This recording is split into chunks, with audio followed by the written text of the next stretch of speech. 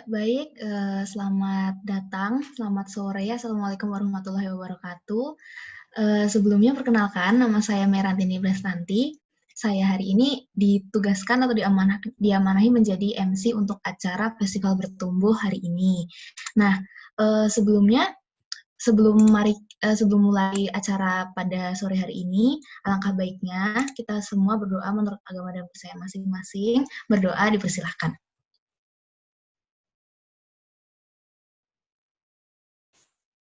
Ya, cukup. Sebelumnya, selamat sore nih untuk pembicara hari ini, yaitu ada Kak Arif dan ada moderator hari ini, yaitu Kak Zakwan. Selamat sore dan selamat sore juga untuk semua teman-teman yang sudah hadir di room kali ini. Sebelum dimulai acara hari ini, saya perkenalkan terlebih dahulu apa itu sebenarnya Ruang Tumbuh, di mana Ruang Tumbuh ini merupakan sebuah komunitas yang bergerak dan fokusnya adalah isu pendidikan, lingkungan, dan kepemudaan. Nah, pada kali ini, Ruang Tumbuh menyelenggarakan Festival Bertumbuh di tahun 2020 dengan mengangkat tema Ragam Perspektif Dinamika Ragam kegiatan berkebun di rumah dalam upaya menjaga ekosistem selama pandemi. Nah, untuk pembicaranya pada sore ini, kita ada Kak Arif dari Ayo Nandur, dan nantinya untuk acara talk show akan dipandu oleh moderator kami, yaitu Kak Zakwan. Nah, sebelumnya kami akan membacakan CV dari Kak Zakwan sendiri. Yang pertama, nama lengkap Kak Zakwan adalah Faisal Ahmad Zakwan, di mana Kak Zakwan ini merupakan mahasiswa dari Agroindustrial Teknologi atau TIP, Teknologi Industri Pertanian, Universitas Gadjah Mada angkatan 2017. Dan untuk organisasinya Kak Zakwan sudah berpengalaman di BEM FTP, lalu pada saat SMA juga aktif di beberapa kegiatan sekolah, dan saat ini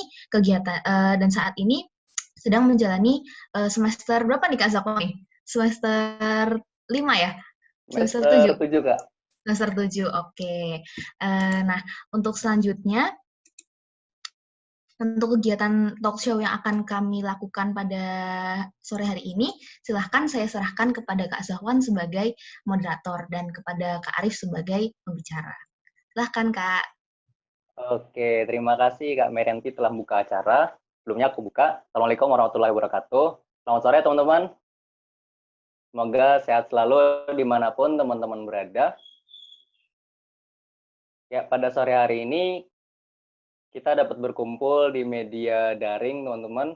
Semoga ilmu yang kita peroleh pada hari ini tidak tersendat-sendat oleh sinyal yang mengganggu seperti itu ya, meskipun daring. Ya. Ngomong-ngomong daring nih, teman-teman. Teman-teman sadar nggak sih?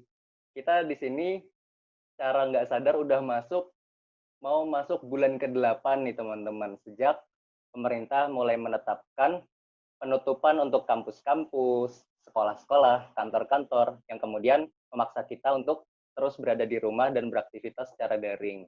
Seperti itu. Nah, ngomong-ngomong tentang berkegiatan di rumah nih, teman-teman.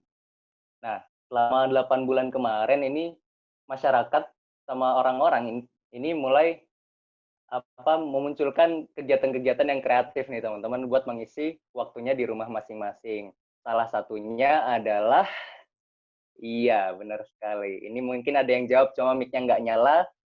Ya, jawabannya benar banget, yaitu berkebun di rumah, teman-teman.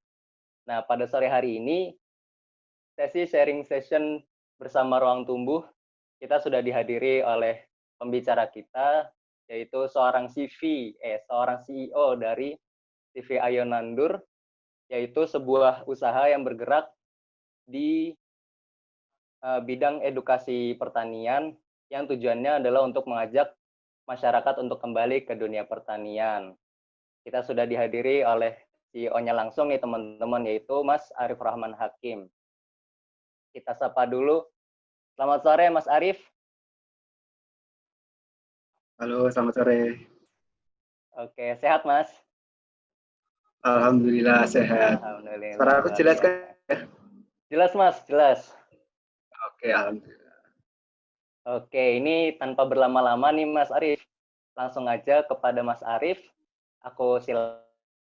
Orang lain, gitu. Kemudian juga dari rantai distribusinya. Jadi kalau misalnya teman-teman mungkin nggak asing juga, ada cerita tengkulak kayak gitu. Jadi kalau misalnya petani itu panen, terus nanti kita beli produknya itu nggak langsung dari petani kayak gitu, tapi melalui beberapa rantai distribusi yang itu lumayan panjang juga. Jadi memang di situ banyak apa ya, kayak ya penambah, karena mereka kan usaha juga gitu kan tengkulak. Jadi ya mereka ada penambahan biaya-biaya lain yang menyebabkan rantainya itu semakin panjang, harganya juga dari petani misal 10.000, nanti di kita udah harganya bisa 20.000, 25.000 kayak gitu.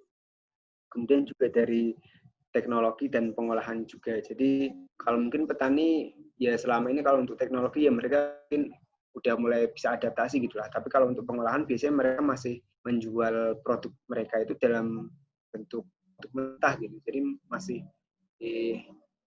nilai jual masih rendah juga. Ya, kalau kita lihat gitu kan banyak banget permasalahan ini. Kami dari Ayonandel ya pengennya gitu sih menyelesaikan semua masalah, tapi kan kami tahu kapabilitas kami, terus juga ya apa yang bisa kami lakukan ya kita fokusnya ke SDM kayak gitu untuk saat ini. Nah, kalau kita ngomongin SDM gitu, gimana sih kabar petani di Indonesia gitu? Mungkin di sebelah kiri atau mungkin di sebelah kiriku gitu ya. Ini ada potret petani kita gitu. Bapaknya udah sepuh, udah tua, terus juga mungkin warna kulitnya kayak aku juga gitu ya, eksotis gitu, terus juga dia pakai baju bangganya, pakai outfitnya gitu, pakai caping, terus juga biasanya pakaiannya itu kalau nggak pakai baju caleg, pakai baju partai, atau bisa pakai baju pupuk atau pestisida kayak gitu. Terus ini bawa padi, ini petani padi. Nah, kita lihat nih fakta kondisi petani kita. Mungkin aku ambilnya itu dari sensus tahun 2013. Karena memang sensus tani ini dilakukan 10 tahun kali. Jadi yang paling update di tahun 2013. Nah, kalau kita lihat ini usia petani itu sekitar 60,8%, itu usianya di atas 45 tahun. Ini di tahun 2013 kayak gitu. Jadi ya sekarang udah 50-an lebih kayak gitulah.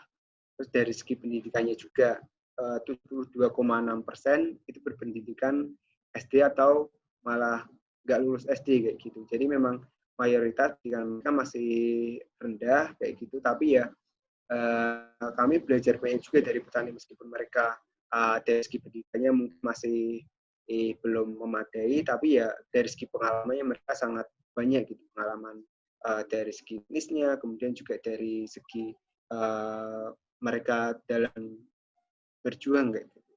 Kemudian kita lihat juga pendapatan petani itu rata-rata kurang dari 1 juta per bulan.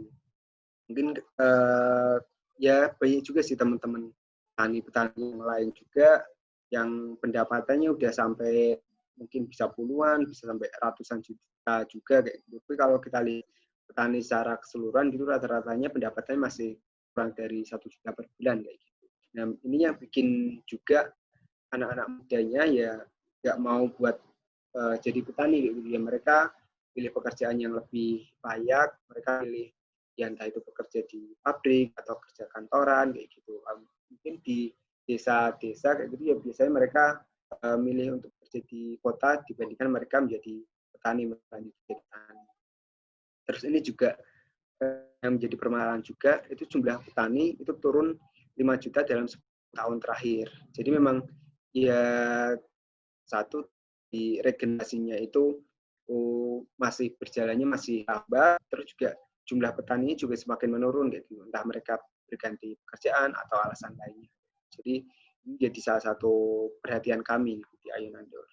Nah, jadi dari Ayonandor ini memang tujuannya kita pengen mengenalin lagi nih pertanian ke anak-anak, ke anak muda. Kenapa sih kok malah nggak turun ke petani yang udah sepuh-sepuh, yang udah tua-tua gitu. Jadi malah ya kita memang fokusnya lebih ke regenerasinya gitu. Kalau misalnya kita fokus ke petani yang udah sepuh, udah tua, gitu ya tantangannya lebih berat lagi dan kita merasa ya kita belum cukup mampu gitu kalau untuk kita harus menyelesaikan masalah-masalah yang ada di petani-petani itu. Jadi kita lebih fokusnya ke ngajakin anak-anak muda buat ayo kita lebih peduli lagi sama pertanian, peduli lagi sama makanan kita dan sama lingkungan juga gitu.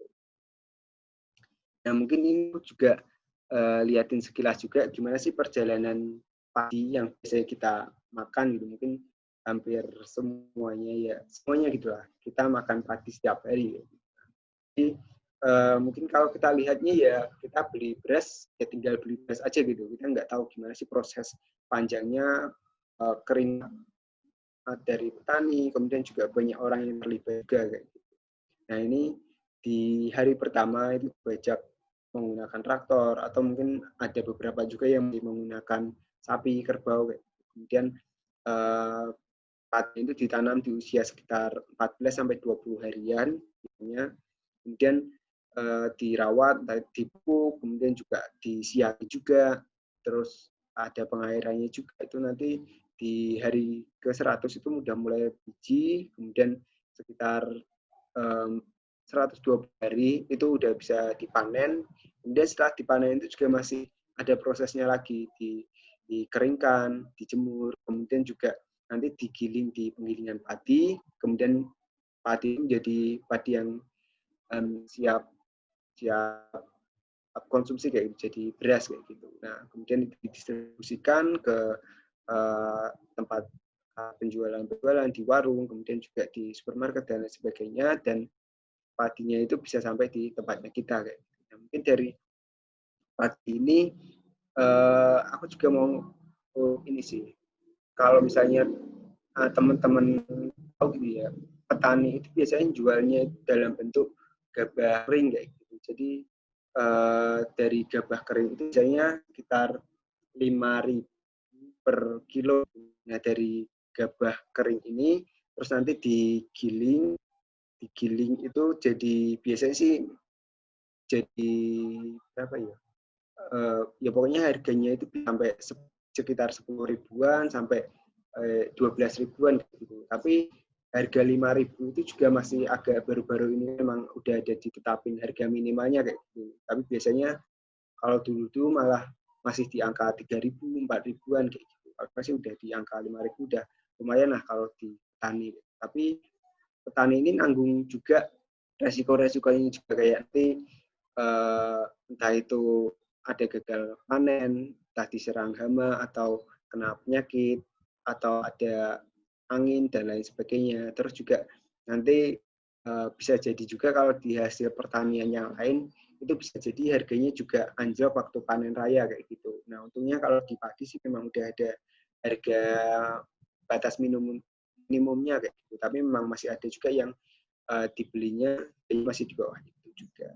Nah, mungkin itu sekilas gimana sih perjalanan padi ditanam sampai akhirnya bisa kita konsumsi. Nah, kalau ini yang apa sih yang udah kita lakuin kayak gitu di Ayo Nandur, kita memang fokusnya ke anak-anak, ke anak kecil, terus juga kita beberapa kali juga ke ibu-ibu UPKK kayak gitu, ibu yang kelompok wanita tani. Gitu. Nah, kita memang ngajakin anak muda buat ya kegiatan nanam-nanam. Kita ada macam-macam sih, ada workshop kayak gitu yang berbayar, terus juga ada juga kegiatan volunteer kayak gitu. Kalau ini sih tahun lalu kebetulan kita bikin kegiatan namanya 30 hari jadi petani. Jadi mereka belajar nanam selama 30 hari, ya mereka nanam dari biji, merawat, terus sampai panen juga selama 30 hari. Jadi mereka ngerasain sih rasanya jadi petani kayak gitu. Nah, terus kalau ini sih kita juga ada kegiatan kunjungan kebun juga. Kebetulan kita ada kerjasamanya dengan Dinas Pertanian Kota Semarang. Jadi untuk kegiatan kayak pengenalan tentang pertanian, kita biasanya kunjungannya di kebun milik Dinas Pertanian, ya entah itu dari anak-anak muda, terus juga anak-anak kecil juga kayak gitu. Jadi kan memang kalau di mungkin lingkungan TK, SD kayak gitu biasanya mereka memang ada mata pelajaran yang memang bertujuan untuk mengenalin lingkungan, mengenalin alam ke peserta didiknya mereka kayak gitu. Kita fasilitasi itu buat kenalin mereka tanaman-tanaman, juga proses tanaman itu tumbuh dan lain sebagainya. Memang kita sesuaikan juga dengan usia anak-anaknya ini. Nah, terus kita juga ngajakin ibu-ibu juga kayak gitu. Jadi kan kalau ibu-ibu itu biasanya di pemerintah sih ada namanya KRPL kawasan rumah pangan lestari kayak gitu. Jadi mereka memanfaatkan lahan pekarangannya buat nanam-nanam kayak gitu. Ini ibu PKK-nya ya kita ajakin buat nanam di lingkungan mereka. Terus ini kebetulan pas lagi ada apa namanya ya liputan gitu dari TV, jadi ibu-ibunya ini pakai bajunya seragam gitu. Jadi biasanya sih nggak seragaman gini, cuma ini pas lagi ada liputan jadi seragam. Nah, terus salah satu caranya kita juga buat ngajakin teman-teman buat belajar nanam, kita juga ada produk juga namanya kebun cilik. Jadi kita nyebutnya kebun dalam kemasan gitu. Jadi kebun mungkin kalau teman-teman lihat sekilas mirip kayak kopi gitu ya. Jadi memang ini kita bikin misalnya seperti ini biar orang tertarik buat apa sih ini, terus mereka tertarik buat nanam. Jadi memang kita bikin paket yang praktis, unik, dan edukatif. Dalamnya sih udah ada media tanam, benih, kemudian stiker, ada polybag, petunjuk menanam juga. Nah, di stiker ini sih teman-teman bisa tulis nama, jadi teman-teman bisa punya rasa kebanggaan sendiri, ini loh tanaman yang aku tanam. Biasanya teman-teman juga bisa share di sosial medianya, di Instagram Story, gitu. Jadi ya secara nggak langsung juga ngajakin teman-temannya buat belajar nanam juga. Nah kalau ini variannya memang kita kebanyakan tanamannya sayuran, kemudian ada bunga juga, bunga matahari sama bunga telang. Kita pilih jenis kayak gini sih memang kita pilih yang relatif mudah dan cepat gitu. Jadi buat teman-teman yang baru belajar nanam dengan tanaman ini ya resiko kegagalannya ada, cuma memang lebih kecil gitu dibandingkan kita nanam ya tanaman pepohonan gitu yang mungkin waktunya bisa lama gitu, bisa sekitar 2-3 tahun kita baru bisa panen. Ini kita juga pernah diliput sama si Unyil juga, jadi karena kita sama juga gitu kan ke anak-anak juga, jadi mereka ngeliput kita juga. Nah, mungkin kalau kita hubungkan juga sama pandemi gitu ya, biasanya orang-orang ya kalau di hari-hari di waktu-waktu biasa gitu mereka udah punya kepengenan gitu buat nanam-nanam gitu. Tapi banyak tapinya, entah itu nggak ada waktu, kemudian nggak punya tempat, nggak tahu caranya kayak gimana, terus juga nggak tahu juga alat bahannya itu butuh apa aja. Terus mungkin ada juga yang pernah nanam tapi malah gagal terus gitu. Mungkin ada tangan panas, tangan dingin gitu. Sebenarnya sih nggak ada istilah kayak gitu. Nah mungkin karena pandemi ini kita bisa punya lebih banyak peluang kayak gitu. Mungkin teman-teman juga waktunya lebih banyak meskipun ya ada yang kuliah di rumah, ada yang bekerja dari rumah juga. Jadi memang waktunya lebih tersedia banyak juga.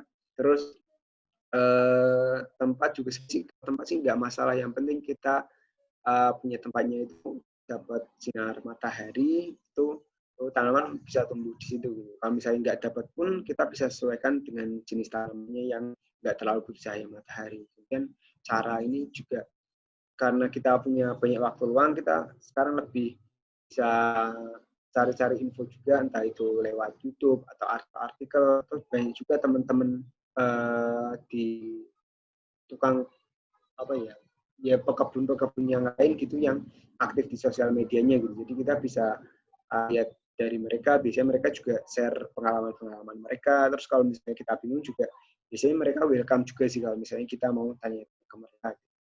Terus juga alat bahan ini juga sekarang apa-apa bisa online gitu kan. Teman-teman cukup gak marketplace oranye atau marketplace hijau atau yang merah juga bisa. Di situ kita cari mau beli pupuk pun bisa dari situ kayak gitu. Mau beli pot, benih atau tanaman yang di tanaman itu juga bisa juga kayak gitu. Jadi sekarang sih udah gampang semua, kita nggak perlu bingung cari tempat terdekatnya kita di mana. Tapi kalau misalnya masih bisa sih kita memang bisa mungkin ya cari tempat-tempat yang di dekatnya kita, misalnya ada di toko tanaman hias atau toko tanaman, itu biasanya sih di tiap kota kayaknya ada sih kayak gitu.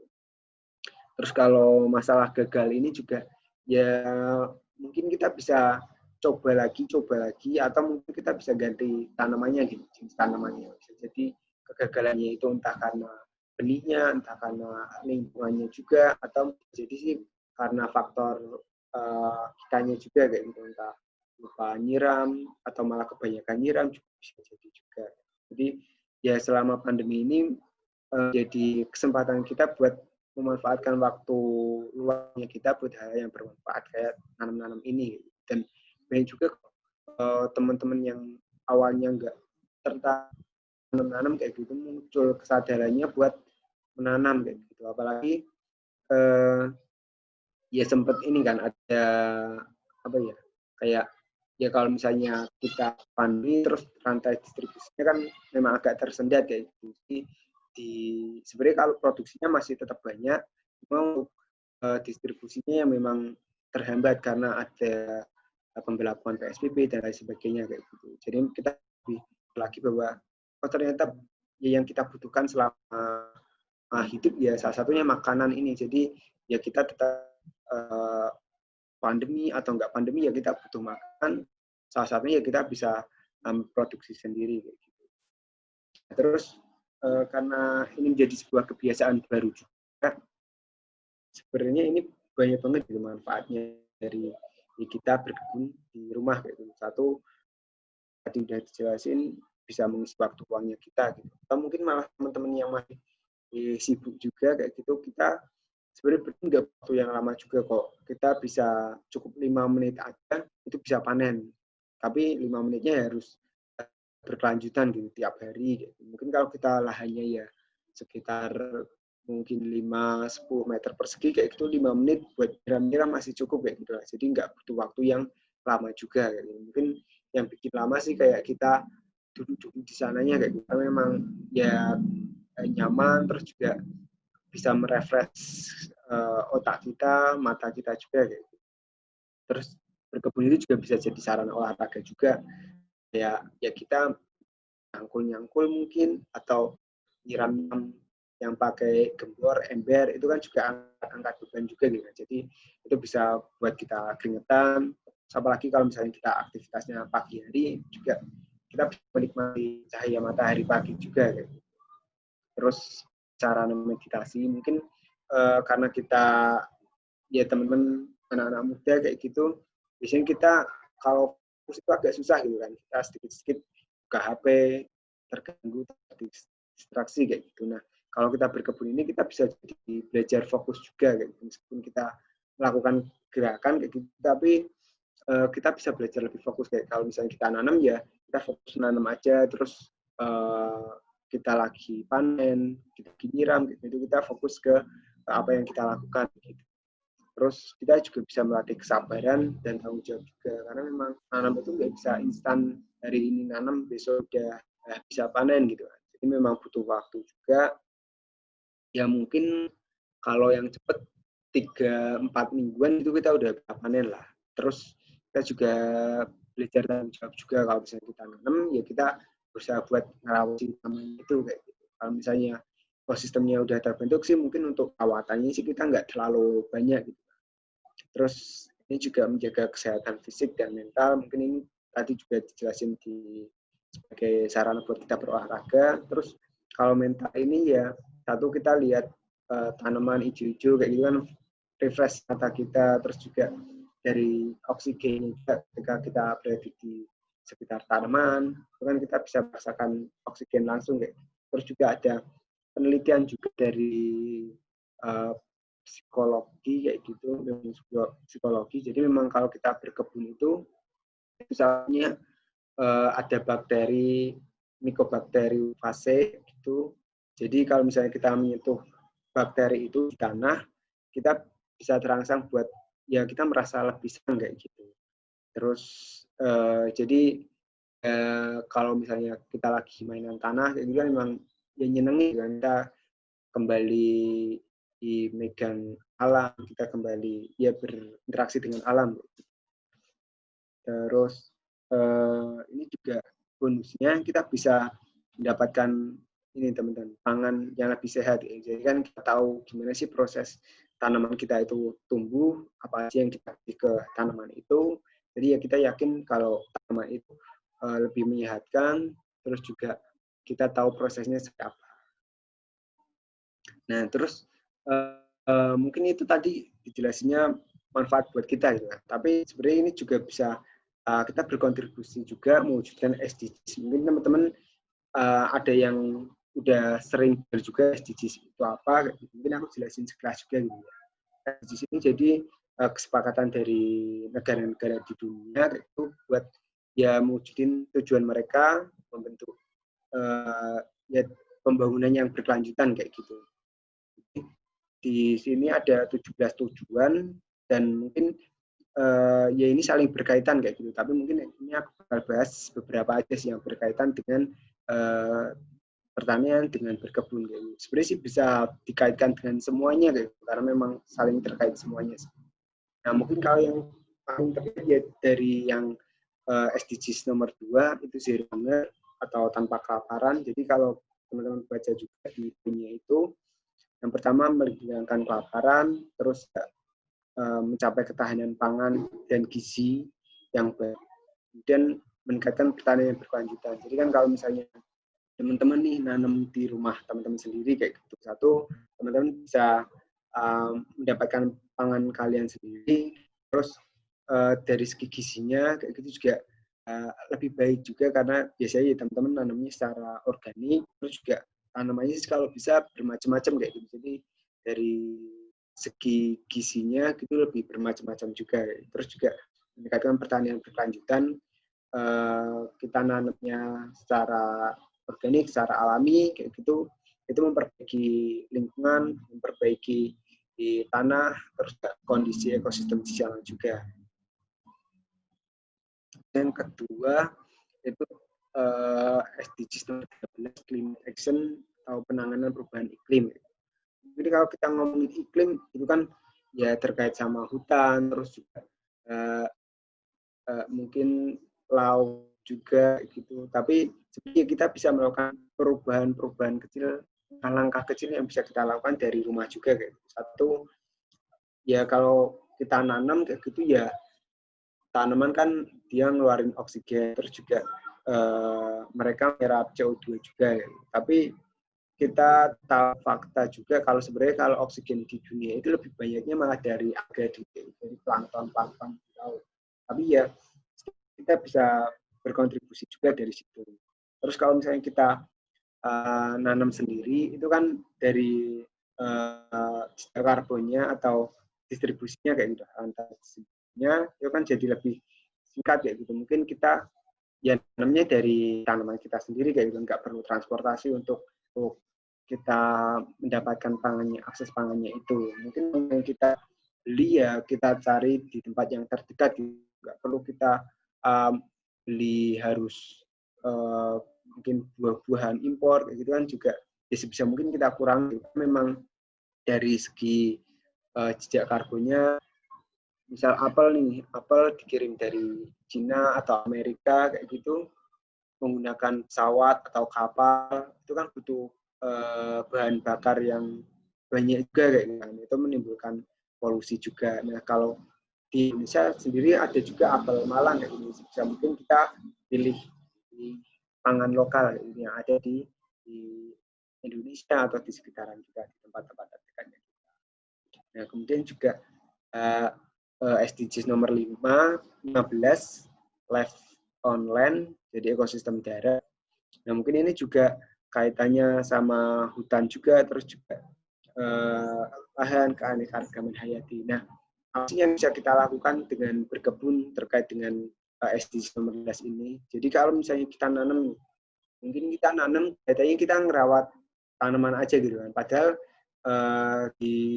kalau kita ngerawat tanaman itu mereka juga ekosistem sendiri. Jadi dari tanamannya itu, terus juga nanti di bawah tanahnya ada banyak makhluk hidup keanekaragaman hayatinya, nggak cuma dari tanaman, tapi yang entah ada hewan di situ, terus juga ada mikrobakteri, entah jamur atau mikroba lain kayak gitu yang tinggal di tanah itu.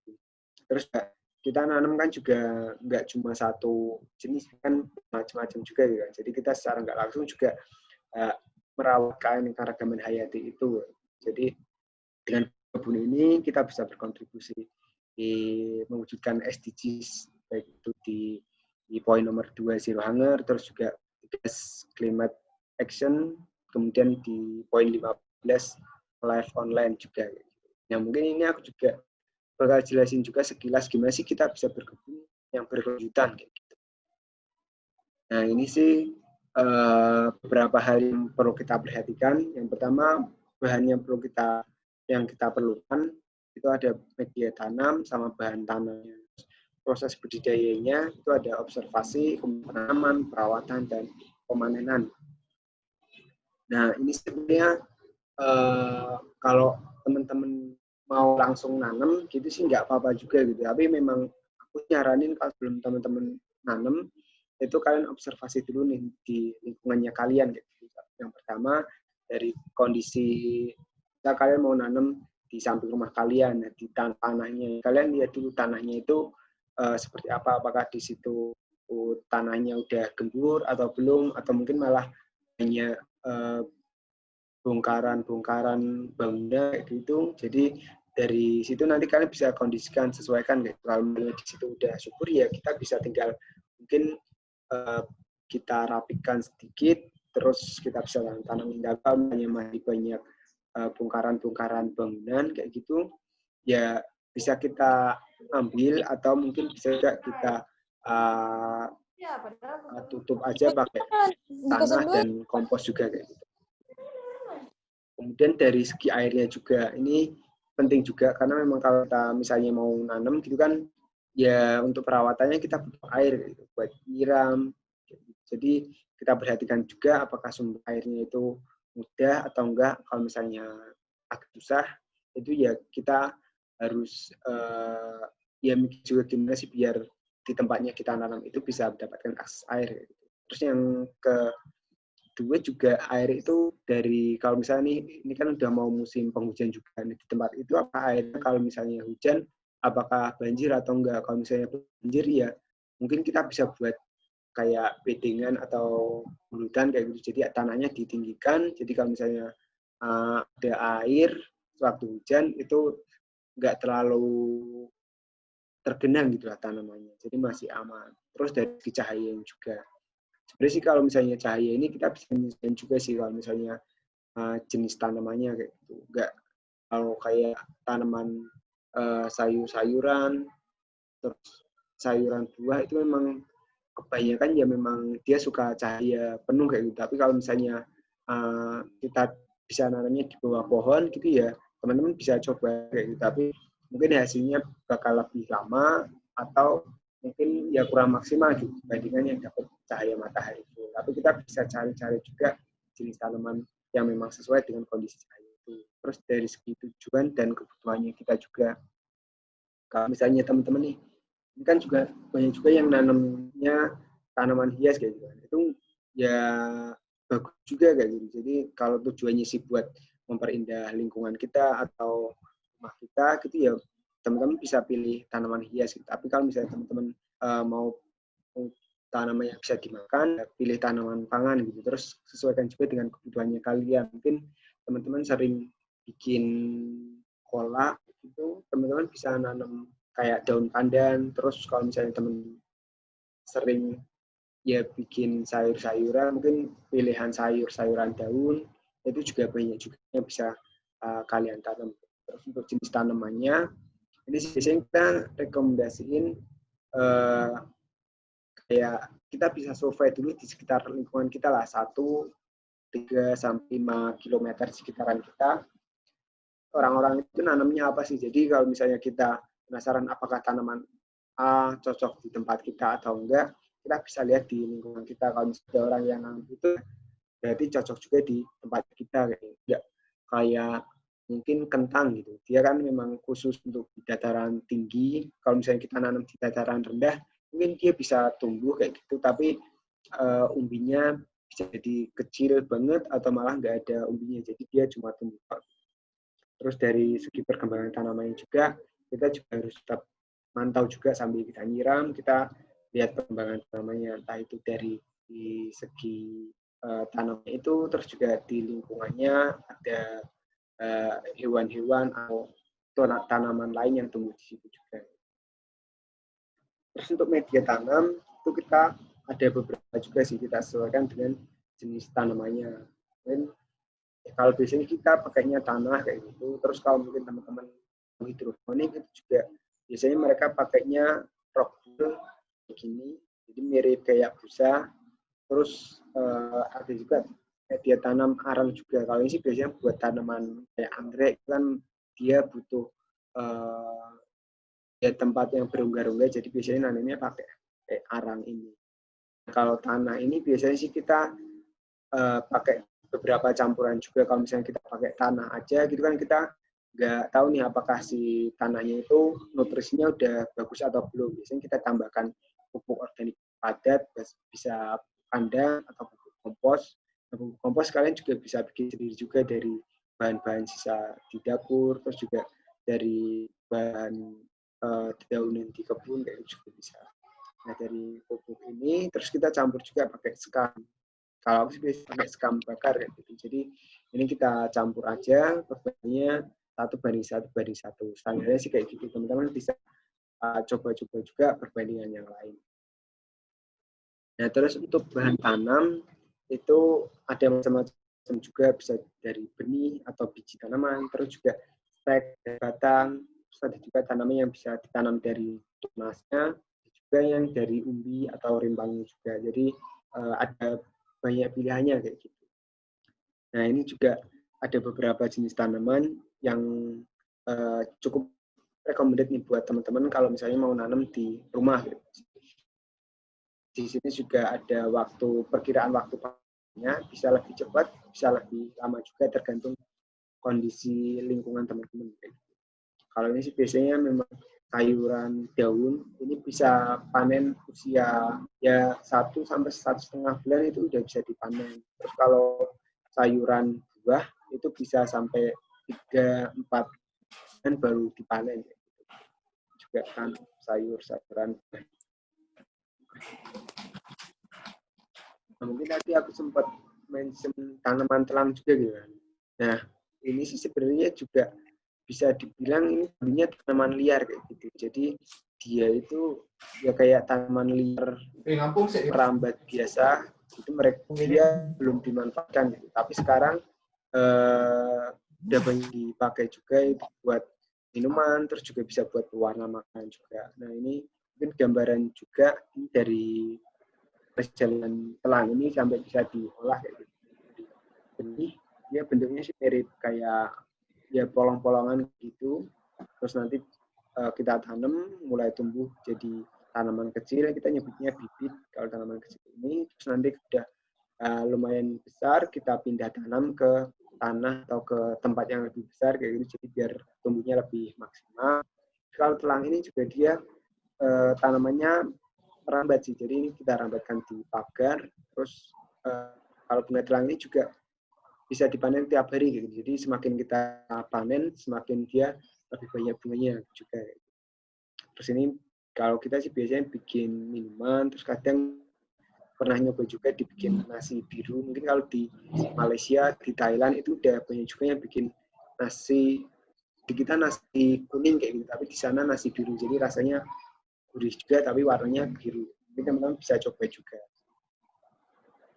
Nah, terus kalau dari proses penyemaian benihnya ini, yang pertama teman-teman ya berdoa dulu kayak gitu. Jadi kita yang nanam, tapi kan yang menumbuhkan bukan kita gitu. Jadi berdoa dulu, terus masukin namanya ke wadah semai. Wadah semainya ini teman-teman bisa pakai apa aja, mau pakai bekas minuman air mineral gelas gitu juga bisa. Yang penting bawahnya dilubangi kayak gitu. Terus nanti setelah benihnya dimasukkan sekitar 5 sampai 1 cm, kita tutup tipis menggunakan media tanam, terus kita siram setiap hari sampai lembab. Tapi kalau misalnya masih lembab itu nggak harus setiap hari juga. Yang penting dijaga kelembapannya, jangan sampai kering, tapi jangan terlalu basah juga. Soalnya kalau basah itu juga kadang si benihnya itu malah berjamur, nggak tumbuh. Terus kalau misalnya dia udah mulai tumbuh, itu kita kenakan cahaya matahari langsung. Jadi biar dia udah mulai bisa berfotosintesis kayak gitu. Mungkin kalau dulu teman-teman waktu SD gitu kan nanam di tempat yang gelap sama di tempat yang terang gitu. Kalau misalnya di tempat gelap kan dia nanti tumbuhnya memanjang kayak gitu, jadi itu kurang bagus buat si tanaman. Terus kalau misalnya udah berdaun 4, di tanamannya itu bisa dipindah ke lahan atau ke tempat yang lebih besar. Mungkin ini salah satu tips untuk mempercepat percambahan, itu benihnya bisa direndam di air selama 3-6 jam dulu. Jadi biar airnya udah masuk ke dalam benihnya, terus nanti baru kita tanam. Mungkin dulu kalau teman-teman waktu SD nanam kacang hijau juga pernah ngelakuin itu juga gitu kan. Kita rendam di air, nanti dia kecambahnya bisa lebih cepat dibandingkan yang kita tanam langsung di media tanamnya itu. Nah, tadi kalau dia udah berdaun 4 helai, bisa kita bahkan lahan atau pot atau polybag yang ukurannya lebih besar gitu. Jadi biar perakarannya juga bisa lebih luas. Mungkin kalau kita tetap maksa cabai tumbuh di pot ukuran 10 cm, gitu ya dia bisa sampai berbuah bisa, tapi buahnya ya mungkin beberapa tok gitu enggaknya kalau misalnya kita tanam di lahan atau di pot yang lebih besar. Terus ya kita perawatannya ya kita siram juga. Oh ya ini masih pindah tanam, kita siram sampai lembab di media tanam sebelumnya itu misal di wadah itu, terus biar kita ambil bibitnya itu lebih mudah gitu, dan akarnya juga meminimalisir akar yang patah gitu. Jadi kita kalau misalnya tanamannya ada beberapa, kita pisahkan secara hati-hati biar mengurangi akar yang patah, biar mengurangi stres di tanaman, terus kita pindahkan beserta media tanamnya. Jadi nggak cuma kita ambil tanah dan akarnya, tapi kita ambil beserta tanahnya juga. Jadi adaptasinya lebih cepat. Terus di tempat barunya itu kita pakai tanah sama campuran organik padat juga, bisa kompos, bisa pupuk kandang. Terus selain kita nanam dari benih, kita bisa juga nanam dari stek. Biasanya sih kayak tanaman kelor, terus singkong, ketela rambat, bayam Brasil, mint, ginseng Jawa, sambung Jawa, dan lainnya sih yang pernah aku tanam sendiri gitu yang pakai stek. Memang ya tinggal kita potong aja batangnya, terus biasanya daunnya sih aku kurangi, biasanya aku sisain bagian ujungnya aja kayak gitu. Terus kita tancepin di tanah, ya kita jaga kelembapan juga si media tanamnya ini. Ini sih memang stek ini bagusnya sih nanamnya pas di musim penghujan kayak gini. Jadi kita nggak menyerah tiap hari, tapi udah media tanahnya udah lembab disiram sama hujan. Terus dari perawatan tanamannya itu kita ya kita lakukan penyiraman, yang penting sih menjaga kelembapan si media tanam kayak gitu. Bisa jadi kita nyiramnya sehari sekali, 2 hari sekali, atau bisa seminggu sekali, atau malah mungkin kalau misalnya kita udah bisa bentuk ekosistemnya kayak gitu, kita nggak perlu nyiram gitu, karena memang si tanamannya itu udah bisa nyari air sendiri. Terus kita bisa gabungin juga beberapa tanaman kayak pepohonan, terus sama pohon tanaman yang kecil-kecil, jadi si tanaman kecilnya itu nggak perlu kita siram-siram juga.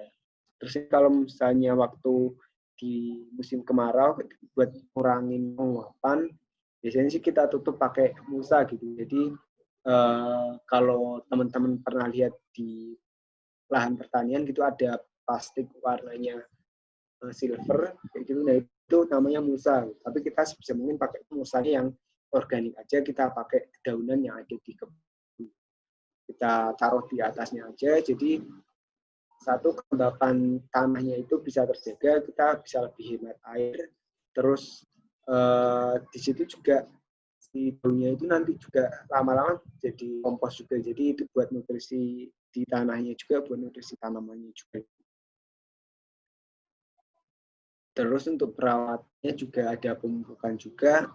Kalau kami sih biasanya ada 2 jenis pemupukan. Pupuk dasar itu di awal tanaman tadi. Terus kalau pupuk tambahan ini kami sarankan sih 2 minggu sekali kayak gitu. Jadi bisa pakai kandang, kompos, atau pupuk organik cair. Pupuk organik cair ini teman-teman juga bisa bikin sendiri juga. Kalau mungkin ya banyak juga sih referensi kayak kalau misalnya kalian bikin kompos, terus nanti kalian juga dapat pupuk organik cairnya gitu. Kalau misalnya kalian pakai tempat yang ada penampungan airnya kayak gitu. Terus perawatan tanaman kayak ada organisme lain. Jadi kita kalau di pertanian yang berkelanjutan itu sih nggak menyebut hama atau bunga gitu, tapi ya memang mereka ada di situ kayak gitu. Mungkin mereka malah lebih tinggal duluan di situ dibandingkan tanamannya kita, atau mungkin malah karena ada tanamannya kita kayak gitu. Jadi memang ya mengundang hewan-hewan atau makhluk lain gitu ke tempatnya kita, dan itu malah bagus buat ekosistemnya kita kayak gitu. Jadi kita biasanya sih lakukan pemantauan di sekitar kebunnya kita, sekitar tanamannya kita. Kalau misalnya ada tumbuhan yang itu kita lihat kalau misalnya jumlahnya memang banyak ya bisa kita kurangi, tapi kalau misalnya jumlahnya sedikit ya kita biarin aja kayak gitu. Mungkin ada juga beberapa tanaman liar yang malah bisa kita konsumsi juga, kayak ada sirih bumi, terus ada rumput Israel yang bisa juga dia gulma juga, terus ya ada macam-macam juga sih yang bisa rokok juga bisa juga yang bisa kita konsumsi. Tapi kalau misalnya lumayan banyak ya kita pangkas, kita komposkan si tanaman itu. Nah ini juga aku pernah lihat juga malahan ada ulat kayak gini, dia nggak makan tanaman utamanya kita, tapi makan tanaman liarnya ini. Jadi ini jadi salah satu cara kita biar mengalihkan serangan hewan kayak gitu. Kalau misalnya kita cuma nanam satu jenis, toh ya tanaman kita yang bakal keserang. Tapi kalau misalnya ada beberapa jenis, si ulat ini atau hewan lain ya milih tanaman lain juga kayak gitu. Mereka konsumsi. Jadi ya mereka bisa apa ya, si tanaman liar ini bisa membantu kita buat mengurangi serangan dari hewan-hewan. Terus kalau misalnya ada serangan nih dari belalang atau ulat, biasanya kita tanam juga tanaman refugia kayak bunga matahari atau bunga kertas. Bunga matahari ini mungkin banyak teman-teman itu yang biasanya tanya, Mas, bunga matahari itu banyak ulatnya ya memang dia sih salah satu tanaman yang disukai di ulat, belalang kayak gitu sih. Jadi kadang ada hewan-hewan itu di daunnya ini. Tapi kan kita nggak makan daunnya juga gitu kan. Jadi ya kita berbagi ke makhluk-makhluk ini. Atau mungkin kita bisa juga memang sengaja menanam tanaman refugia ini buat ya buat mengalihkan serangan hewan-hewan itu. Jadi biar mereka ya istilahnya ya kita kasih makan mereka ke tempat ini, tanaman kita jangan diserang kayak gitu. Terus variasi tanaman ini juga penting juga. Jadi kalau misalnya tanaman kita keserang hewan-hewan ini, ya mungkin ada jenis tanaman lain yang masih aman gitu. Mereka kan bukan semua jenis tanaman gitu kan. Biasanya mereka ada yang kayak ya mereka suka tanaman ini tapi nggak suka tanaman yang lainnya gitu. Biasanya kayak tanaman-tanaman yang berbau menyengat gitu juga mereka nggak terlalu suka, kayak daun mint, terus kemangi gitu mereka juga nggak terlalu suka. Terus kalau siput, mungkin kalau kita nanamnya nggak terlalu banyak, itu kita bisa pakai kulit telur gitu sih. Kita haluskan, tapi jangan terlalu halus juga. Jadi kita tebar di daerah sana, nanti si siputnya ini nggak berani dilewat di kulit telurnya ini. Dan kulit telurnya ini kan juga punya kandungan fosfor juga, itu bagus juga buat pupuk tanamannya itu sih.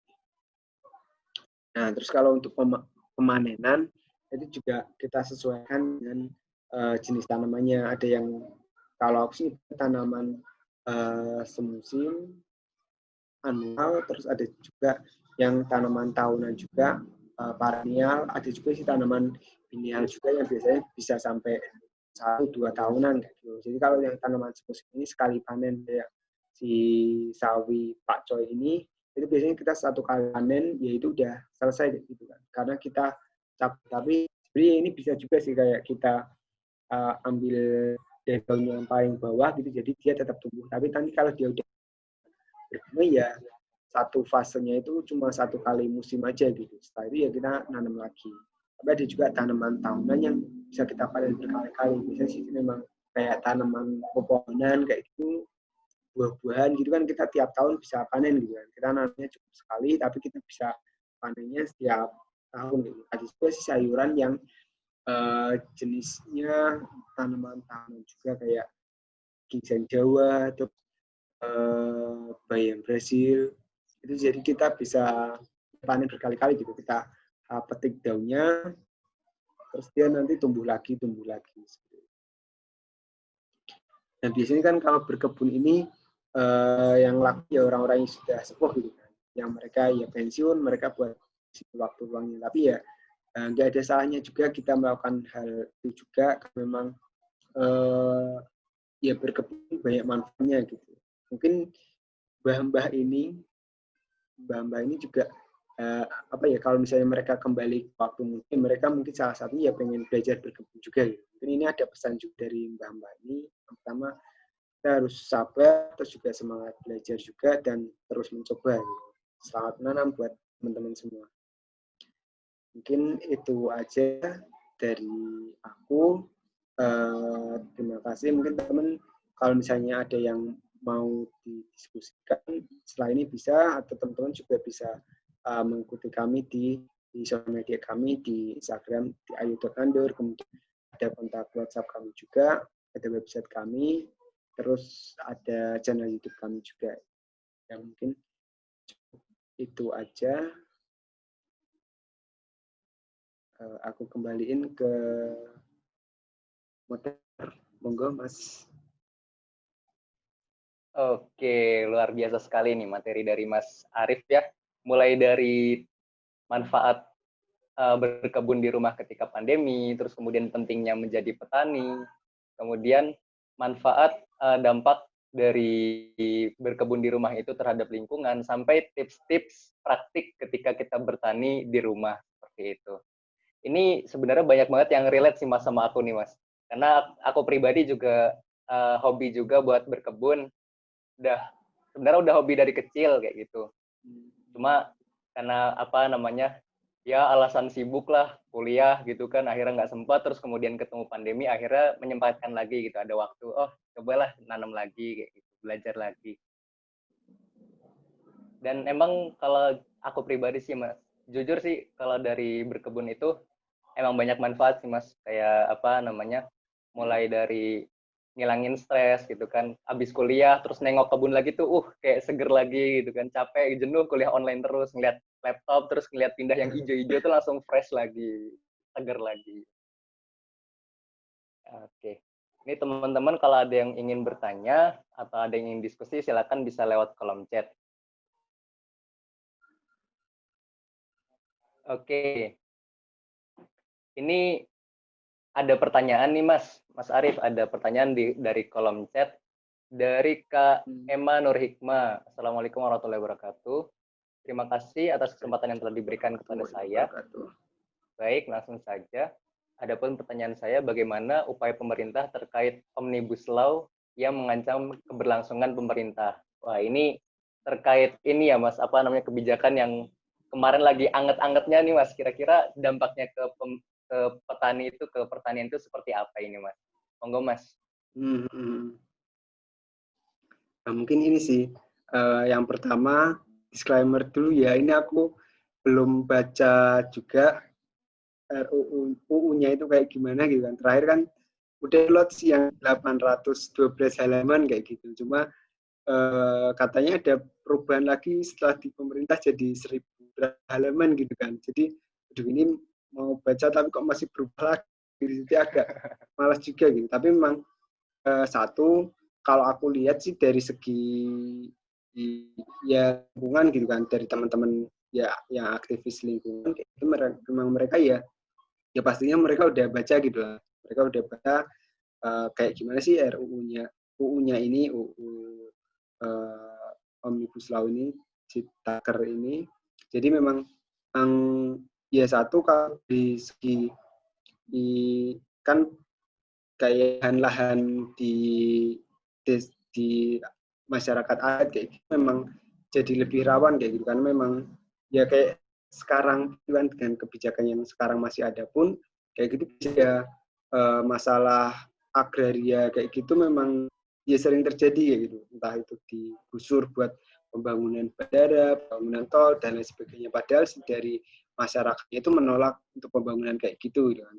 Banyak juga yang buat semen gitu kan juga masalahnya, dan itu enggak apa ya, itu masih terjadi terus gitu selama ini dengan adanya peraturan yang baru mungkin lebih pro dengan investor kayak gitu ya, mungkin aku juga belum baca jelasnya kayak gitu juga ya, itu menjadi ancaman juga. Tapi ya apa yang bisa kita lakukan ya, satu kita lakukan di hal yang terkecil dulu lah, dari yang bisa kita lakuin ya di rumah kayak gitu. Terus juga mungkin kalau dari teman-teman yang berkecimpung di bidang pertanian atau juga teman-teman yang berkecimpung di bidang, teman-teman bisa ya belajar lebih juga tentang mana sih peraturannya itu, terus juga kebijakan lain juga yang mendukung atau malah mengancam dari keberlangsungan dunia pertanian itu. Terus sebenarnya sih ya kalau aku lihat gitu kan, masyarakat adat itu malah sebenarnya mereka lebih hebat kayak gitu. Mungkin aku kasih contoh yang ada di Sukabumi itu namanya Gelar kayak gitu. Di mereka itu nanam padi sendiri di tempat wilayahnya mereka, cuma satu kali penanaman, terus ya mereka bisa punya lumbungan sendiri, itu bisa mencukupi kebutuhan pangan mereka selama 1 tahun kayak gitu. Jadi ya sebenarnya kayak gitu ya, kalau misalnya kita ada komunitas yang bisa membentuk apa ya kebutuhan pangan kita sendiri, itu lebih bagus gitu. Jadi kita areanya bukan area skala besar pertanian yang di monopoli, tapi gimana sih kita bisa membentuk komunitas-komunitas itu sendiri yang bisa mencukupi kebutuhan mereka kayak gitu. Dan ini sih juga banyak juga teman-teman muda yang mulai lakuin ini gitu. Jadi biasanya sih mereka kayak ya cari tahu nih kebutuhan masyarakat itu apa, terus baru mereka nanti kerjasama dengan teman-teman petani, nanamnya sesuai dengan kebutuhannya mereka gitu. Jadi dari pasarnya juga ada, terus juga ya kebutuhannya sesuai juga gitu. Enggak kayak kalau misalnya kita sekarang nanam cabai semua, terus harganya nanti jadi murah kayak gitu kan juga yang rugi juga di petaninya kayak gitu. Terus kalau ya mungkin kalau dari aku sih, kalau terkait Omnibus Law ini ya kita tetap kritis aja dengan peraturan yang baru ini. Ada yang baik, ada yang buruk, tapi kalau misalnya yang buruk ya tetap kita kritisi, kita pantau, kita perjuangkan buat nggak cuma buat kita gitu, tapi buat masa depan kita, masa depan anak cucu kita juga kayak gitu sih. Mungkin nanti kalau udah ada fix undang-undangnya bakal aku baca juga kok. Tapi lumayan banyak juga ya, 1000 halaman sekarang. Iya Mas, aku juga belum baca sih Mas. Kemarin tuh ngeliat, aduh draftnya berubah-berubah terus, halamannya banyak gitu kan. Wah, nantilah kapan-kapan gitu kan. Itu pun juga kalau dari yang info beredar tuh banyak kan emang dampaknya ke arah lingkungan gitu. Nah ini Cuma oke, ini ada banyak banget nih Mas pertanyaan lagi. Ada pertanyaan dari Mbak Alisa Fitriana. Pertanyaannya, gimana sih Mas cara mengurangi permasalahan di sektor pertanian? Mungkin tadi Mas sudah menjelaskan apa namanya kurangnya SDM ya Mas, caranya dengan apa edukasi tadi. Nah, mungkin kira-kira permasalahan apa lagi sih Mas di dunia pertanian itu dan gimana cara apa mengurangi permasalahan tersebut gitu. Monggo Mas. Oke. Ini sebentar ya, aku mau izin nyalain dulu biar lebih terang. Oke, monggo Mas.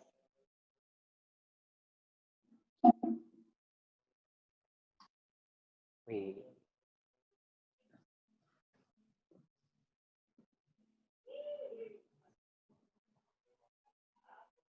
Oke, gini sih kalau misalnya kita lihat permasalahan di sektor pertanian itu kan ya yang tadi udah tak jelasin banyak banget gitu kan. Nah, kita sih lebih fokus aja sih. Jadi apa sih yang bisa kita lakuin sama teman-teman kita kayak gitu. Kalau dari beberapa kayak apa ya ada usaha-usaha yang lain juga yang mereka fokus kayak ada yang mereka fokusnya ke pendanaan kayak gitu. Jadi mereka kayak investasi, jadi mereka menerima investasi dari orang-orang yang punya rezeki lebih, terus nanti mereka salurkan juga ke ya petani yang mereka memang sudah bergelut di bidang itu, terus mereka juga kan kadang petani nggak punya lahan, jadi mereka kerjasamakan juga cari orang yang punya lahan minimal berapa hektar kayak gitu. Dari situ kan juga bisa membantu petaninya buat mengelola lahan, terus juga pasarnya juga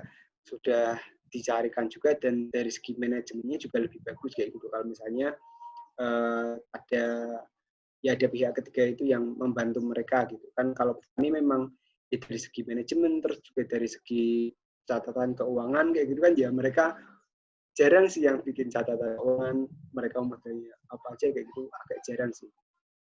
Iya, itu mungkin di bidang permodelan kayak gitu. Terus ada juga yang usaha juga yang mereka fokusnya ke distribusi juga kayak gitu. Jadi yang tadi saya jelasin biasanya ada tengkulak yang rantainya panjang bisa sampai mungkin 5 sampai 10 rantai tengkulak kayak gitu, dari yang kecil sampai distributor besar. Ada juga teman-teman yang mereka berkecimpung gitu. Jadi mereka ambilnya langsung dari petani, terus ke tempatnya mereka dilakukan sortasi, terus juga packaging, terus langsung ke pasar. Dan dari situ harga petaninya juga dikasih harganya yang lebih pantas kayak gitu. Kalau misalnya dari tengkulak kan biasanya ya mereka yang di harga itu lumayan rendah, terus kalau misalnya nggak mau ya diambil juga nggak apa-apa gitu. Tapi malahan dari petaninya ya akhirnya ya terpaksa nerima gitu. Kalau misalnya nggak mau ya produknya itu malah nggak kejual gitu kan. Tapi kalau misalnya ada itu yang membantu itu di rantai distribusinya itu, jadi dari petaninya dapat harga yang lebih pantas, terus juga di segi konsumennya itu harganya juga nggak terlalu mahal kayak gitu. Jadi antara petani sama konsumen itu harganya nggak terlalu terpaut jauh. Mungkin aku bisa sebutin juga kayak ada rego pantes, ada kilo gitu. Cuma memang mereka masih belum ini sih, belum ke seluruh Indonesia, dan ya mereka masih biasanya lokal di sekitaran Jawa Barat, Jakartaan kayak gitu. Mereka juga pernah ada apa ya, dia kejadian di Jawa Tengah kayak gitu, harga bawang itu benar-benar tuh banget. Akhirnya ya mereka turun ke sana, ya mereka ajari mereka buat sortasi, terus packaging, terus hasilnya mereka jual ke Jakarta juga, di Jabodetabek dengan harga yang pantas gitu. Jadi si petaninya itu nggak rugi kan. Biasanya kalau harga laku itu petani banyak yang sampai buang-buang ya hasil panennya kayak gitu. Itu kan sayang banget gitu. Tapi memang itu menjadi salah satu masalah juga di pertanian kita. Terus masalah apa lagi ya? Regenerasi petani ini. Nah ini juga menjadi salah satu tantangan juga, karena memang ya mungkin kalau ada yang lulusan pertanian juga, kebetulan aku karena lulusan pertanian, banyak juga kan lihat teman-teman pucuk yang mereka nggak berkecimpung di bidang pertanian gitu. Itu sih nggak salah juga gitu kan, karena memang ya kalau misalnya teman-teman nanti udah di dunia nyata kayak gitu ya memang di salah satu kebutuhan kita kan memang harus terpenuhi kayak gitu. Terus ya sebisa mungkin kalau misalnya teman-teman yang masih muda kayak gitu, masih mahasiswa, ya bisa coba juga mungkin bisa usaha di bidang pertanian. Itu kalau misalnya kita masih mahasiswa kan masih apa ya, kita masih dapat uang saku juga, jadi masih nggak terlalu resiko gitu. Tapi kalau misalnya teman-teman udah lulus, terus kalian mau usaha atau kerja gitu kan, pilihannya kan juga lumayan berat juga gitu kan dengan tuan kalian. Terus kalau misalnya ya memang edukasi ini sih yang kayak harus kita lakuin juga dari teman-teman. Mungkin edukasi ini juga bisa berdampak langsung kayak nantinya ada petani muda gitu, nggak bisa kayak gitu. Cuma memang harapan kita ya, satu mungkin dari teman-teman yang berkecimpung di bidang non pertanian, kayak misal mereka di bidang hukum kayak gitu. Ya, mereka dengan mereka tahu kondisi petani itu kayak gimana, terus juga ya apa salah di situ mereka lebih peduli lagi. Jadi ya kayak peraturan itu mereka juga mau baca-baca juga. Kalau misalnya ada yang bisa mereka bantu ya mereka bantu juga kayak gitu. Terus kalau misal di bidang teman-teman fokusnya di bidang finansial, perbankan kayak gitu juga bisa mungkin bantu petani-petani kayak gitu biar ya mereka satu akses modalnya lebih mudah juga. Kalau biasanya kan petani ambilnya dari rentenir kayak gitu kalau di desa gitu kan. Jadi ya akses ke modalnya lebih mudah, terus juga dari segi keuangannya mungkin bisa dibantu juga, entah itu nanti teman-teman ya kalau bekerja sama dengan instansi atau mungkin juga teman-teman bisa bekerja sama dengan komunitas dan lain sebagainya. Memang ya permasalahan itu banyak banget, teman-teman bisa cari yang di sekitar kalian dulu yang bisa kalian lakuin gitu, nggak harus permasalahan yang besar, tapi bisa kalian mulai dari apa yang kalian bisa dan apa ya yang ada di sekitar kalian gitu sih. Oke. Memang kalau dari masalah pertanian itu ada banyak banget ya Mas. Terus juga kita sebagai generasi muda harus bisa mengatasi atau masuklah ke dunia pertanian dan mengatasi permasalahan itu. Nah, selanjutnya ini Mas, kita mulai masuk ke pertanyaan yang mungkin lebih teknis ke arah berkebun nih Mas. Ini ada dari Kak Joninda Akbar, sama ini sekalian sama satu lagi dari Mas Jovanteo. Ini dari Mbak Joninda Akbar itu nanya, gimana sih Kak tips menjaga konsistensi upaya berkebun di rumah dan di lingkungan kos, dan apa saja tips untuk menularkan semangat berkebun kepada sesama penghuninya. Nah, terus kalau dari Mas Jovan tuh, kira-kira tanaman apa aja sih yang mudah dan cukup menghasilkan dalam waktu dekat? Oh enggak, Mas?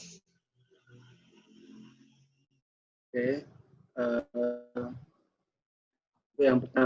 Yang pertama, tips menjaga konsistensi gitu ya. Ya, ini sih memang biasanya orang-orang itu semangat di satu minggu pertama gitu lah. Setelah itu ya mereka udah agak malas-malesan gitu.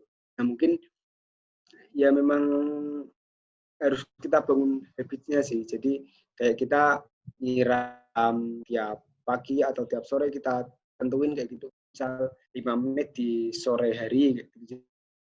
Jadi kita tentuin aja, nggak harus punya waktu luang yang banyak gitu, nggak harus kok. Jadi kita tentuin aja waktunya kapan, terus berapa menit kayak gitu. Terus jadi kita otomatis kan kalau misalnya kita udah terbiasa ya kita punya sesibuk apapun ya kita nyempin buat merawat tanamannya kita kayak gitu. Terus kalau untuk nularin ke lingkungan kos gitu ya. Biasanya sih memang ya kita nanam dulu sih. Kita nanam dulu. Kalau misalnya mereka tertarik, ya mungkin mereka tanya-tanya ke kita, terus ya kita kasih saran-saran kayak tanaman yang bagusnya ditanam apa dulu, yang mudah kayak apa dulu kayak gitu. Jadi kalau aku sih lebih kayak gitu sih. Jadi kita ngasih contoh dulu, baru kalau misalnya orang tertarik, baru kita tawarkan. Tapi kalau misalnya kayak kita memaksakan kehendak kita, malah itu jatuhnya agak susah sih. Kayak biasanya sih kalau kayak kita kegiatan-kegiatan kayak gitu lah, kayak kita mau ngadain kegiatan menanam di tempat X kayak gitu. Terus ya kita langsung ngadain aja di situ, izin ke sana tanpa kita tanyain apakah mereka butuh kegiatan itu atau enggak. Misalnya enggak, malah mereka biasanya sih kayak mungkin 1 kali penanaman gitu masih jalan gitu. Tapi setelah programnya itu ditinggal, ya itu udah gak berjalan gitu. Jadi memang kita sesuaikan juga kalau di lingkungan kos ya kita kasih contoh dulu, kalau misalnya mereka tertarik baru kita kasih tips-tipsnya ke mereka, cara penanamannya, jenis tanamannya. Terus untuk yang tanaman kedua, pertanyaan selanjutnya dari Mas Jovan, itu rekomendasi tanaman yang mudah dan cukup menghasilkan di dalam waktu dekat. Cukup menghasilkan itu sebenarnya sih kalau untuk sayuran daun itu yang memang lumayan cepat sih. Biasanya kayak jenis kangkung bayam itu sekitar 1 bulanan itu udah bisa dipanen. Terus kayak jenis sawi-sawian, entah itu pakcoy, sawi hijau biasa yang sawi bakso itu, terus jenis ada juga selada hijau, selada merah, terus selada romen dan lain sebagainya, itu biasanya sekitar 1,5 bulanan itu udah bisa dipanen. Itu ya hitungannya menurutku cepat juga sih. Cuma kadang ya kalau orang mikirnya 1,5 bulan lama juga gitu kan. Tapi ya itu hitungannya tanamannya cepat sih kalau misalnya dibandingkan kalau tanaman buah-buahan itu bisa 2-3 tahunan baru berbuah, itu kan lama juga. Apalagi kalau kita nanam dari biji gitu bisa sampai ya 7 atau 10 tahunan itu baru berbuah kayak gitu. Jadi ya tanaman sayur-sayuran itu. Terus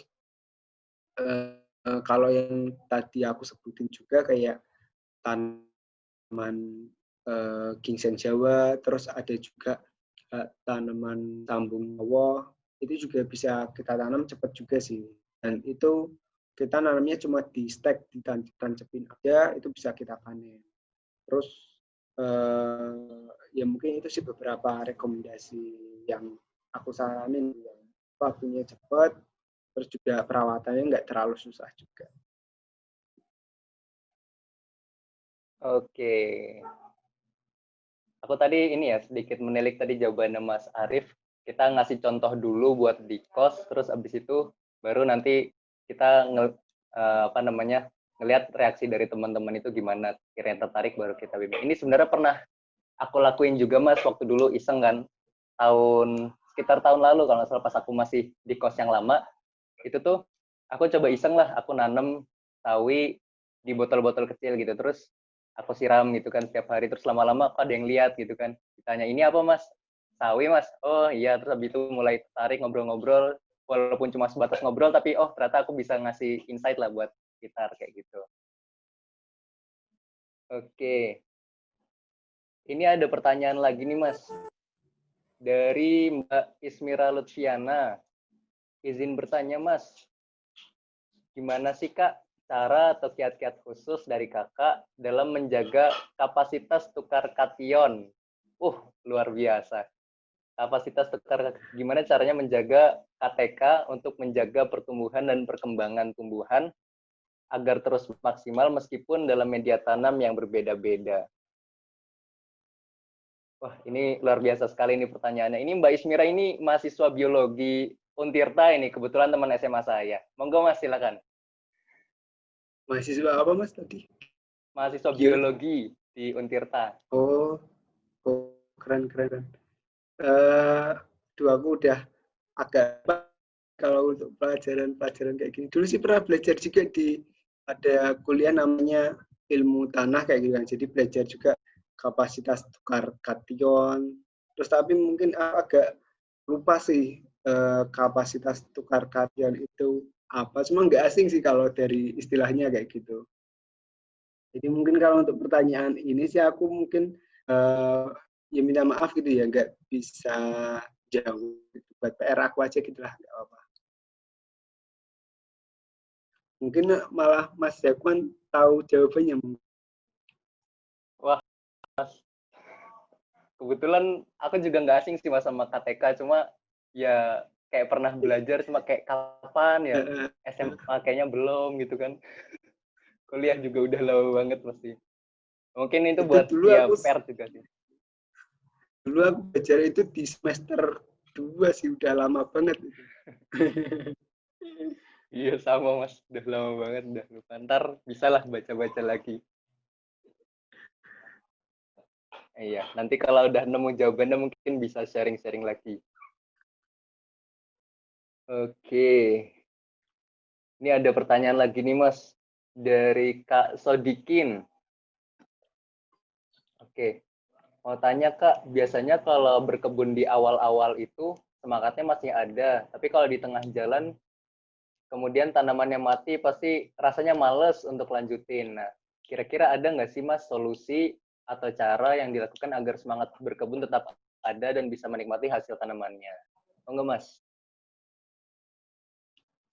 Ini sih kayaknya hampir semua orang pernah ngadepin kayak gini juga sih. Jadi kalau Iya. aku pribadi gitu ya, biasanya memang satu dari tanamannya itu jangan cuma nanam satu tok gitu. Jadi kita nanamnya ada beberapa gitu. Kan misalnya ada satu yang mati, masih ada tanaman lain yang hidup gitu. Tapi kalau matinya gara-gara kekeringan karena kita lupa nyiram ya bisa jadi malah lama gitu kan. Cuma ya ya sebisa mungkin kita nanamnya ada banyak tanaman, terus jenis tanamannya juga mungkin kita di satu tanaman itu gagal terus, mati terus, kita coba aja tanaman yang lain dulu kayak gitu. Kayak aku dulu sih di tanaman mint itu pas gagal kok. Nggak nggak tahu kenapa sih, kayak biasanya sih kayak dia tiba-tiba kering kayak gitu. Entah karena cuacanya atau eh, nggak tahu kenapa gitu. Tapi kalau sekarang sih relatif tumbuh gitu, tumbuhnya bagus juga. Terus kalau juga ya bisa gitu. Dulu kan kayak apa ya? Ya itu salah satu tanaman yang menurutku susah kayak gitu. Padahal ya belinya udah jadi tanaman gitu, udah tinggal kita nyiram-nyiram aja. Tapi tetap aja kayak gitu. Kayaknya sih memang masalah di lingkungannya sih. Jadi entah terlalu panas mungkin. Setelah itu sih aku taruhnya sih memang di tempat yang agak teduh juga. Kalau gitu sih biasanya memang aku kalau misalnya di satu tanaman itu gagal-gagal terus ya udah aku tinggalin tanamannya, nanti kalau udah moodnya balik lagi baru nyoba nanam tanaman itu lagi gitu sih. Oke, ini emang apa namanya? Kadang percobaan pertama nggak selalu berhasil ya Mas? Betul betul. Betul itu. Apalagi kalau masih baru pertama kali nanam gitu kan, kadang ya kita mau nyoba nanam aja kadang bingung juga gitu kan, takut juga gitu kan. Ini benar atau Iya. enggak caranya kayak gini.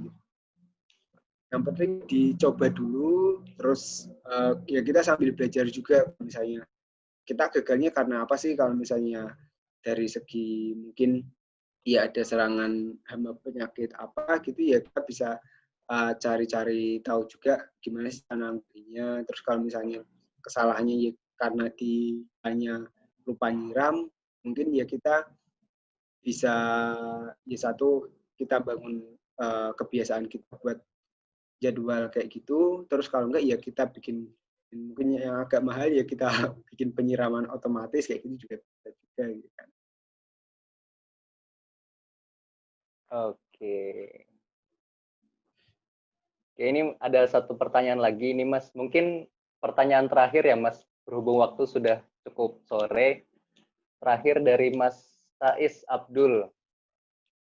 Izin bertanya Mas, apa saja faktor yang paling mendasar yang membedakan petani di Indonesia dengan petani di beberapa negara maju seperti Korea dan Jepang, terutama dari tingkat kesejahteraan mereka? Gimana caranya biar petani Indonesia itu bisa sejahtera secara menyeluruh? Karena realitanya kebanyakan yang sejahtera punya lahan luas dan punya modal terutama di wilayah-wilayah pedesaan seperti itu. Oh enggak Mas?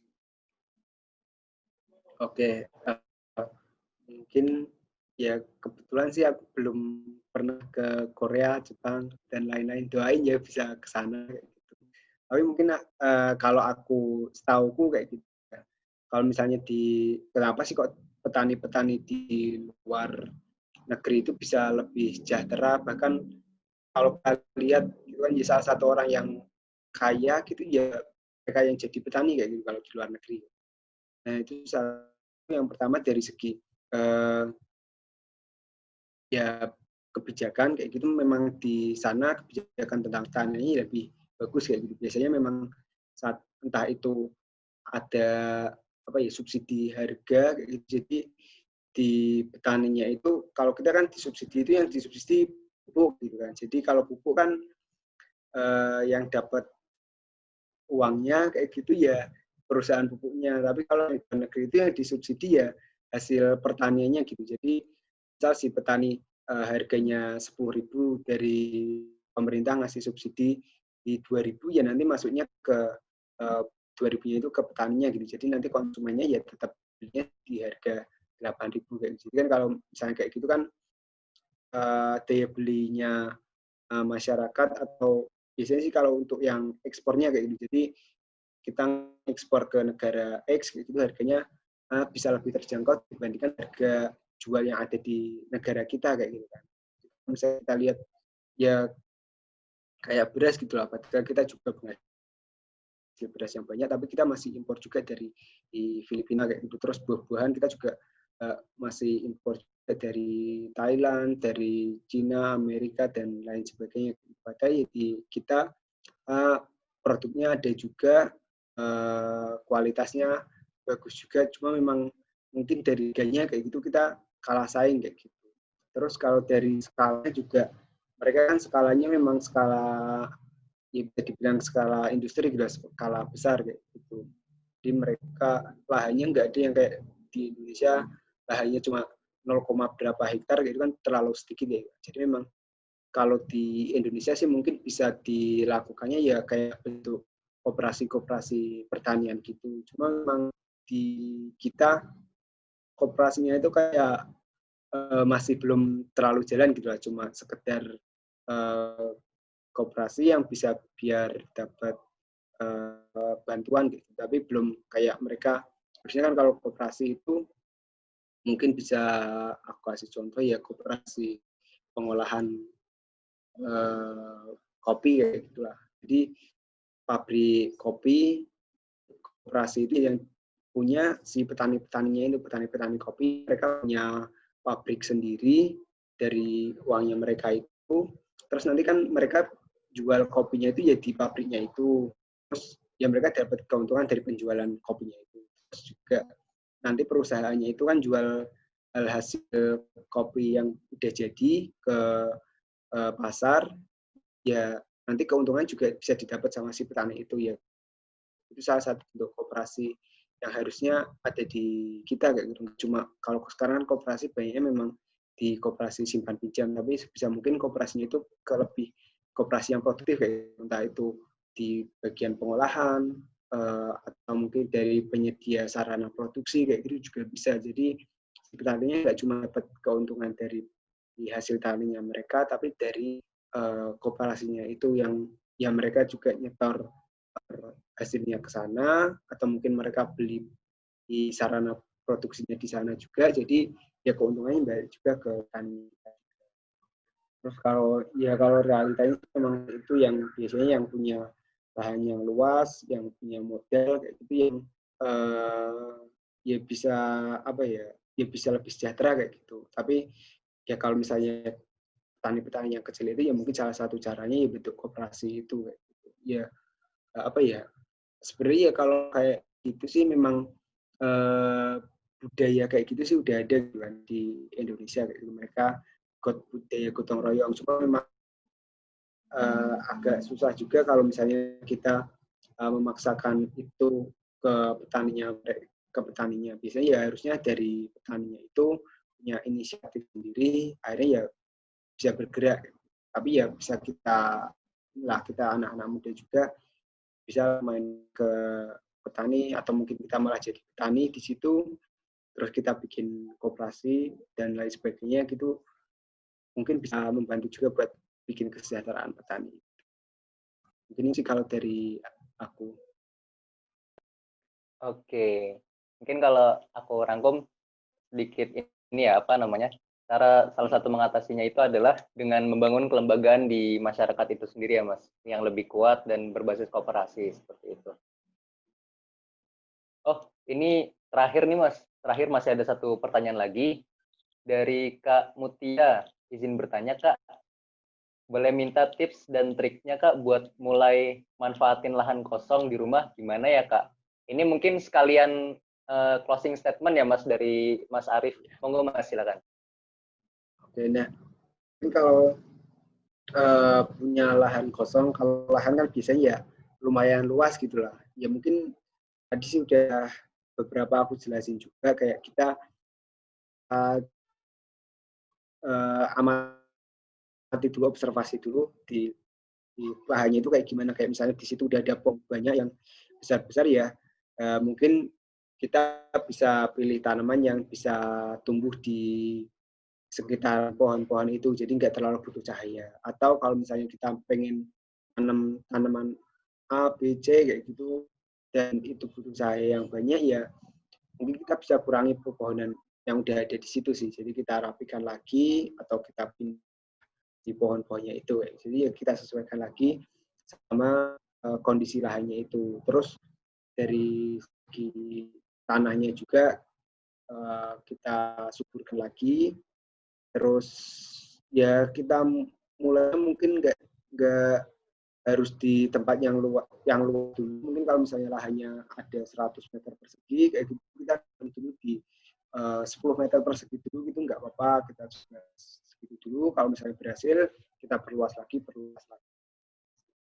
Mungkin sekalian close statement dari aku, ya buat teman-teman semua, mungkin kan juga dengan berbagai background pendidikan juga gitu kan, nggak cuma pertanian, tapi juga teman-teman dari background lain juga. Nah, mungkin dari sini sih harapanku itu ya teman-teman bisa lebih peduli lagi gitu terhadap dunia pertanian, dengan kalian lebih menghargai makanan kalian, terus juga kalian lebih menghargai orang yang apa ya berkecimpung di bidang pertanian itu, terus juga lebih bisa berkontribusi juga sesuai dengan kemampuan teman-teman kayak gitu. Mungkin itu aja. Sama satu lagi ya, teman-teman yang punya waktu luang mau belajar menanam, langsung dicobain aja, mumpung ini masih di tahun 2020 kayak bisa jadi resolusi kalian kayak di tahun ini, mumpung masih ada 2 bulan lagi, ya kalian coba dulu aja nanam tanaman yang sekiranya mudah, terus yang kalian sukai juga, entah itu yang mau kalian konsumsi atau sekedar hiasan, itu nggak apa-apa, bagus semua kayak gitu. Terus kalau misalnya kalian ada kendala, bisa tanya-tanya juga. Banyak juga teman-teman di sosial media, terus juga teman-teman mungkin yang kuliah di pertanian, belajar pertanian, pasti mereka terbuka juga kalau misalnya teman-teman mau tanya-tanya, mau sharing-sharing ke mereka. Dari aku cukup itu aja. Tetap sehat selalu. Ya mungkin itu. Terima kasih teman-teman semua. Oke, luar biasa sekali nih ya materi dari Mas Arif. Yang bisa aku rangkum dari apa yang kita dapat pada sore hari ini adalah, pertama buat teman-teman di era pandemi ini, marilah kita memanfaatkan waktu luang kita dengan kegiatan-kegiatan yang bermanfaat. Salah satunya adalah dengan berkebun di rumah. Selain memberikan manfaat bagi diri kita sendiri, tapi juga memberikan manfaat bagi lingkungan, serta juga berkontribusi terhadap dunia pertanian. Buat teman-teman, hargai makanan, hargai hasil kerja keras petani, jangan buang-buang makanan. Dan mungkin itu saja. Kalau dari aku, terima kasih buat Mas Arif. Semoga ilmu yang kita dapat sore hari ini bisa kita praktekkan, bisa kita amalkan, dan kita bisa memberikan manfaat bagi sekitar kita. Dari aku cukup, kurang lebihnya mohon maaf. Assalamualaikum warahmatullahi wabarakatuh. Aku kembalikan ke MC. Waalaikumsalam warahmatullahi wabarakatuh. Wah, keren sekali ya. Terima kasih kepada Mas Arif sebagai pembicara, sangat insightful segala materi yang disampaikan hari ini, dan kepada Mas Zakwan juga terima kasih sudah memandu talk show ini dengan sangat interaktif, keren. Oh ya, saya sampaikan juga di sini bahwa kegiatan Festival Bertumbuh ini kita didukung oleh Direktorat Pengabdian kepada Masyarakat UGM, dan tentu saja Ayo Nandur. Dan jangan lupa besok di jam yang sama, jam 3 sore sampai jam 5 sore, kami ada talk show lainnya bersama dengan Daur ID yang akan membahas mengenai pengelolaan sampah selama pandemi ini.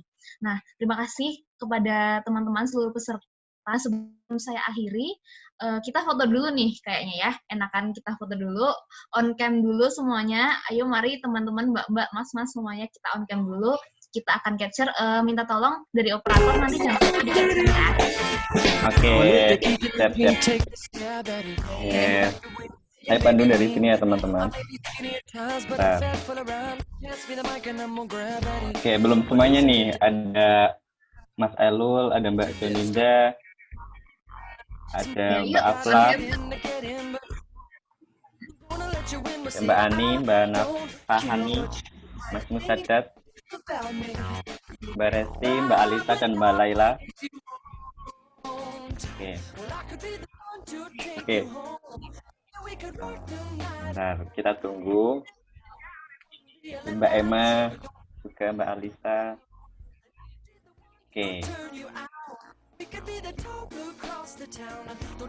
Oke, saya aba-aba dari benar. Mbak Emma lagi mencari spot sepertinya.